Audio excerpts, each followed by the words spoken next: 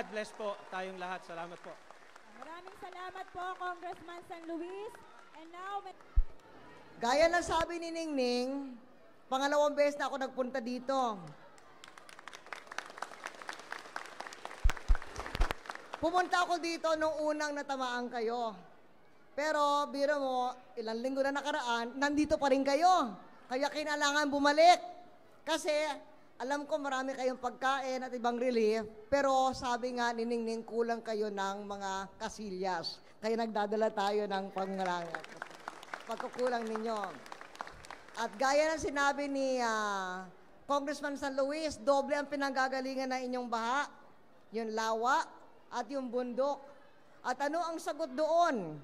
Ay dapat ayusin natin yung tubig ng lawa para makalabas papunta ng Manila Bay.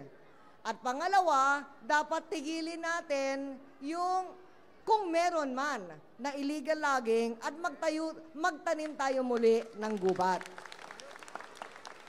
At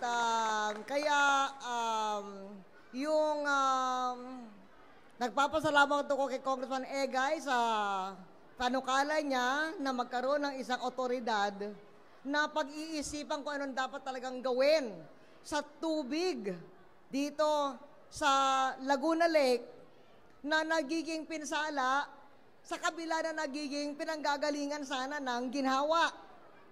At gusto ko ipaabot sa inyo na yung private-public sector partnership para sa reconstruction, dalawa ang malaking panukala nila tungkol sa tubig ng Laguna.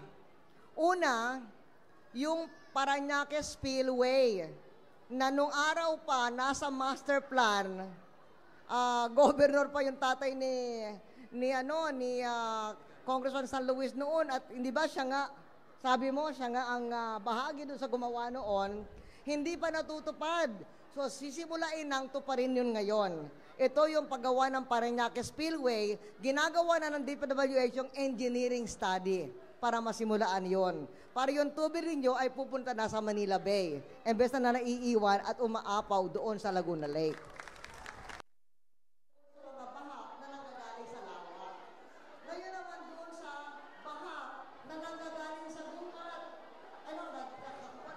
By agency, by school, by government unit, mag-adapt a forest tayo within Laguna kung saan yung walang kahoy, tamnan natin by groups para po mapadali ang reforestation.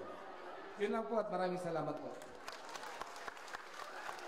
Ayun po bilang pangwakas.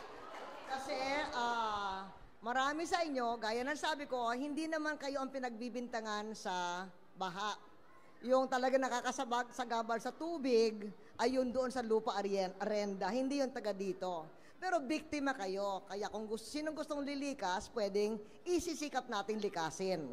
Pero alam ko rin na natatakot kayo na ang lilipatan ninyo baka mapanganib din. Halimbawa, sinasabi nila yung Marikina Valley Fault ay umaabot hanggang Laguna. So siguro, importante tiyakin natin saan ba yung Marikina Valley Fault hanggang Laguna para alam natin kung saan wag kayo dapat lumipat para hindi naman magkaroon ng earthquake. Inace natin yung Valley Fault mula sa mga bundok ng Montalban, tapos kung saan sa Montalban at